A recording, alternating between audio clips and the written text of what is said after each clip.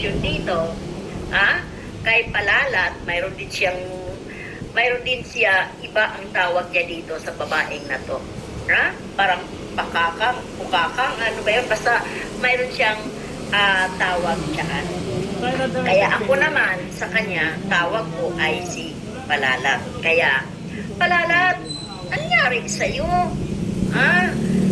Ano ba ang pinaglaban mo? Ha? Ano ang alam mo sa issue na sobra yung